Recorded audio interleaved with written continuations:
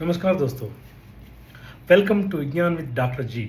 I am doctor Govind Rajan, radiologist यानी कि आपका scanning doctor.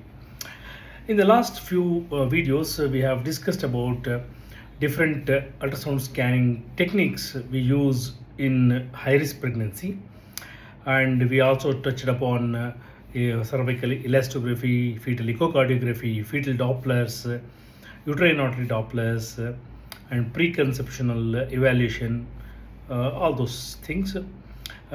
We talked about what is the meaning of high risk pregnancy, and how often do we have to do ultrasound scans, and what is the safety of ultrasound scans. So today's video I just wrap up and summarize whatever we have spoken about till now about high risk pregnancy ultrasound scannings.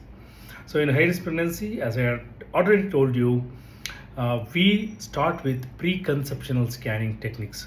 So we start with the scanning of the woman even before the conception. That is called preconceptional scanning, which includes abdominal ultrasound screening, uterus, ovaries, to look for their capability to hold on to the pregnancy or give pregnancy, liver and kidneys to look for any diseases, gallbladder stones, and thyroid scans if there is any thyroid nodule, or if the patient is hypothyroid or hyperthyroid and we are suspecting something like thyroiditis.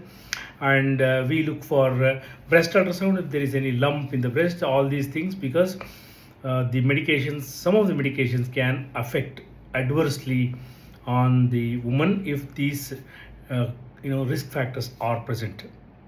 So high risk pregnancy ultrasound start ಆಗೋದು preconceptional evaluation ಇಂದ.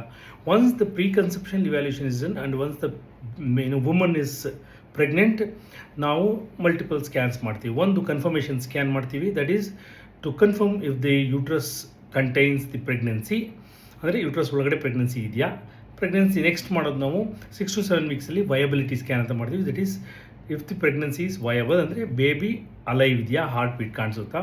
9 to 10 ವೀಕ್ಸಲ್ಲಿ again ನಾವು foetus ageing or dating pregnancy ಅಂತ ಹೇಳ್ತೀವಿ. ಅದರಲ್ಲಿ ಫೀಟಸ್ದು ಲೆಂತನ್ನು assess ಮಾಡಿ ಒಂದು expected date of delivery ಅಂತ ಕೊಡ್ತೀವಿ. ಇದನ್ನೇ ನಾವು ಎಲ್ಲದು ಎಂಟೈರ್ ಪ್ರೆಗ್ನೆನ್ಸಿಯಲ್ಲಿ ಕ್ಯಾಲ್ಕುಲೇಷನ್ ಪರ್ಪಸ್ಸಿಗೆ ಯೂಸ್ ಮಾಡೋದು, ಇದನ್ನು ರೆಫರೆನ್ಸ್ ಪಾಯಿಂಟ್ ಇಟ್ಕೊಂಡು. ಅದಾದಮೇಲೆ 12 to 13 ವೀಕ್ಸಲ್ಲಿ ನಾವು ಮತ್ತೆ ಒಂದು NT-NB ಸ್ಕ್ಯಾನ್ ಅಂತ ಮಾಡ್ತೀವಿ. ಇದು screening tool for assessing if the baby is at a higher risk for chromosomal abnormalities. ಅದರಲ್ಲಿ ನಾವು NT ಮತ್ತು ಅಂದರೆ ಇದು thickness of the neck fat, then nasal bone length, ಮತ್ತು ಹಾರ್ಟ್, ಫೀಟಲ್ ಹಾರ್ಟ್ ನೋಡ್ತೀವಿ. ಅದು ಬಿಟ್ಟು ಸರ್ವೈಕಲ್ ಇಲಾಸ್ಟೋಗ್ರಫಿ ಅಂತ ಮಾಡ್ತೀವಿ to look for the cervix if it is soft or hard. Then ನಾವು ಮುಂದೆ ಯುಟ್ರೈನ್ ಆರ್ಟರಿ ಡಾಪ್ಲರ್ ಅಂತ ಮಾಡ್ತೀವಿ to predict if the woman is more prone for developing pre eclampsia later in pregnancy. ಮತ್ತು 16 ವಾರದಲ್ಲಿ MTAS, that is mid trimester anomaly scan ಅಂತ ಮಾಡ್ತೀವಿ. Full ಎಲ್ಲ ಬೇಬಿಯದ entire ಬಾಡಿನ ಚೆಕ್ ಮಾಡ್ತೀವಿ. ಅದರಲ್ಲಿ ಕೆಲವು ಸಾಫ್ಟ್ ಮಾರ್ಕರ್ಸ್ ಅಂತ ಹೇಳ್ತೀವಿ, ಅದೇನಾರ ಇದೆಯಾ ಅಂತ ಕಂಡುಹಿಡಿದು ಅದಿದ್ದರೆ ಅದಕ್ಕೆ ಸರಿಯಾಗಿ ಆ್ಯಕ್ಷನ್ ತೊಗೋಬೇಕಾಗುತ್ತೆ. 19-20 ವೀಕ್ಸಲ್ಲಿ ಅಗೇನ್ ಡೀಟೇಲ್ಡ್ ಅನಾಮಲಿ ಸ್ಕ್ಯಾನ್ ಮಾಡ್ತೀವಿ. 22 weeks onwards will do foetal echocardiography, ಅಂದರೆ ಮಗುವಿನ ಹಾರ್ಟ್ನ ಡೀಟೈಲಾಗಿ ಅಸೆಸ್ ಮಾಡ್ತೀವಿ. ಅದಾದಮೇಲೆ 27-28 ವೀಕ್ಸಲ್ಲಿ ಎಕ್ಸ್ಟೆಂಡೆಡ್ ಅನಾಮಲಿ ಸ್ಕ್ಯಾನ್ ಅಂತ ಮಾಡ್ತೀವಿ. ಅದು ನೆಕ್ಸ್ಟು ಇಲ್ಲಿ ತನಕ ಏನು ಪ್ರಾಬ್ಲಮ್ ಇಲ್ಲ ಅಂತಂತಂದರೆ ನಾವು ನೆಕ್ಸ್ಟ್ ಮಾಡೋದಿಲ್ಲ. Usually growth scan, foetal well being scan ಮತ್ತು ಫೀಟಲ್ ಡಾಪ್ಲರ್ಸ್, ಇದು ಮೂರೇ ಮಾಡೋದು. ಗ್ರೋತ್ ಸ್ಕ್ಯಾನ್ ಅಂದರೆ ಮಗುವಿನ ಬೇರೆ ಬೇರೆ ಭಾಗಗಳನ್ನು ಮೆಷರ್ ಮಾಡಿ ಮಗುವಿನ ವೆಯ್ಟ್ ಎಷ್ಟಿರ್ಬೋದು at that point of time ಅನ್ನೋದನ್ನು ಅಸೆಸ್ ಮಾಡ್ತೀವಿ. ಮತ್ತು ಮಗುವಿನ ಸುತ್ತ ಲೈಕರ್ ಅಂತ ಹೇಳ್ತೀವಿ, ಅಂದರೆ ಫ್ಲೂಯಿಡ್ ಎಷ್ಟಿದೆ ಅಂತ ಕಂಡುಹಿಡಿತೀವಿ. ಮಗುವಿನ ಮೂಮೆಂಟ್ಸ್ ಎಲ್ಲ ಚೆನ್ನಾಗಿದೆಯಾ, ಹಾರ್ಟ್ ರೇಟ್ಸ್ ಚೆನ್ನಾಗಿದೆಯಾ, ಇದೆಲ್ಲ ಚೆಕ್ ಮಾಡ್ತೀವಿ. ಅಂದರೆ ಓವರಾಲ್ ವೆಲ್ ಬೀಯಿಂಗ್ ಚೆಕ್ ಮಾಡ್ತೀವಿ. ದೆನ್ ಫೀಟಲ್ ಡಾಪ್ಲರ್ ಅಂದರೆ ಮಗುವಿಗೆ ಬ್ಲಡ್ ಸಪ್ಲೈ ಪ್ರಾಪರಾಗಿ ಆಗ್ತಾ ಇದೆಯಾ ಅಥವಾ ಅದರಲ್ಲಿ ಏನಾರ ಏರುಪೇರು ಇದೆಯಾ, ಇದೆಲ್ಲ ಚೆಕ್ ಮಾಡ್ತೀವಿ. ಮತ್ತು ಇದನ್ನು ನಾವು ಎಂಟೈರ್ ಪ್ರೆಗ್ನೆನ್ಸಿ ಕಂಪ್ಲೀಟ್ ಆಗೋ ತನಕ ಮಾಡ್ತಾಯಿರ್ತೀವಿ. ಇದೆಲ್ಲ ಏನು ಮಾಡೋದಕ್ಕೆ ಅಂತಂದರೆ to assess if delivery can be perform in a specific setup. ಅಂದರೆ ಹೈ ರಿಸ್ಕ್ ಇರುತ್ತೆ ಅಂತ ಇಟ್ಕೊಳ್ಳಿ. ಇವಾಗ ಫೀಟಲ್ ಹಾರ್ಟ್ ಅಂದರೆ ಮಗುವಿನ ಹಾರ್ಟ್ ಏನಾರ ಪ್ರಾಬ್ಲಮ್ಯಾಟಿಕ್ ಇರುತ್ತೆ. ಸೊ ಅದನ್ನು ನಾವು ಡೆಲಿವರಿಯನ್ನು ಆದಷ್ಟು ಹೈ ಎಂಡ್ ಸೆಂಟರಲ್ಲಿ, ವೇರ್ ಹಾರ್ಟ್ ಸರ್ಜರಿ, ಮಗುವಿಗೆ ಹಾರ್ಟ್ ಸರ್ಜರಿ ಮಾಡುವಂಥ ಕೇಪಬಿಲಿಟಿ ಇರುವಂಥ ಸೆಂಟ್ರಲ್ಲಿ ಸರ್ಜರಿ ಮಾಡಿ ಮಗುವನ್ನು ತೆಗೆಯೋದು ಈಸಿ, ಬೆಟರ್. ಸೊ ಈ ಕಾರಣಕ್ಕಾಗಿ ಸರ್ವೈಲೆನ್ಸ್ ಅನ್ನೋದು very very important. High risk ಪ್ರೆಗ್ನೆನ್ಸಿಯಲ್ಲಿ Three concepts of high risk pregnancy are surveillance, that is detailed surveillance, repeated surveillance, multidisciplinary approach.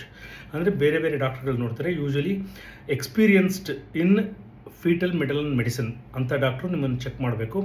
ಮತ್ತು ರೇಡಿಯಾಲಜಿಸ್ಟ್ಗೂ ಅಷ್ಟೇ ಎಕ್ಸ್ಪೀರಿಯನ್ಸ್ ಇನ್ ಫೀಟಲ್ ಅಲ್ಟ್ರಾಸೌಂಡ್ ಗೊತ್ತಿರಬೇಕು. ಹೈ ರಿಸ್ಕ್ ಪ್ರೆಗ್ನೆನ್ಸಿಯಲ್ಲಿ ಫೀಟಲ್ ಅಲ್ಟ್ರಾಸೌಂಡ್ ಯಾವ ಥರ ಮಾಡ್ತೇವೆ ಆ ಥರ ಗೊತ್ತಿರಬೇಕು. ಇಂಥ ಡಾಕ್ಟ್ರ್ ಕೈಯಲ್ಲಿ ನೀವು ಮಾಡಿಸ್ಕೋಬೇಕು. ಅಡಿಷನ್ಲಿ ಬೇರೆ ಬೇರೆ ಡಾಕ್ಟ್ರುಗಳಿಗೆ ಇಮ್ಯುನಾಲಜಿಸ್ಟ್ ಇರ್ಬೋದು, ಅಥವಾ ಜನರಲ್ ಫಿಸಿಷಿಯನ್ ಇರ್ಬೋದು, ಎಂಡೋಕ್ರೈನಾಲಜಿಸ್ಟ್ ಇರ್ಬೋದು. ಇಂಥ ಡಾಕ್ಟ್ರುಗಳು ನಿಮ್ಮ ಕನ್ಸಲ್ಟೇಷನಿಗೆ ಹೆಲ್ಪ್ ಆಗುತ್ತೆ, depending upon your risk factors. So ಗೆಳೆಯರೆ, ಇವತ್ತಿನ ವಿಡಿಯೋ ಇಲ್ಲಿಗೆ ಮುಕ್ತಾಯ ಮಾಡ್ತೀನಿ. ಇಲ್ಲಿಗೆ ನಮ್ಮದು ultrasound in high risk pregnancy ಎನ್ನುವಂಥ ಟಾಪಿಕ್ ಮುಕ್ತಾಯವಾಗಿದೆ. ನಮ್ಮ ನೆಕ್ಸ್ಟ್ ವೀಡಿಯೋಸಲ್ಲಿ ultrasound of different parts of the body ಅದ್ರ ಬಗ್ಗೆ ವಿಚಾರ ಮಾಡಿ ತಿಳ್ಕೊಳ್ಳೋಣ. If you really want to know more about ultrasound scanning, please follow me on Vigyan with doctor ji. Jai Hind.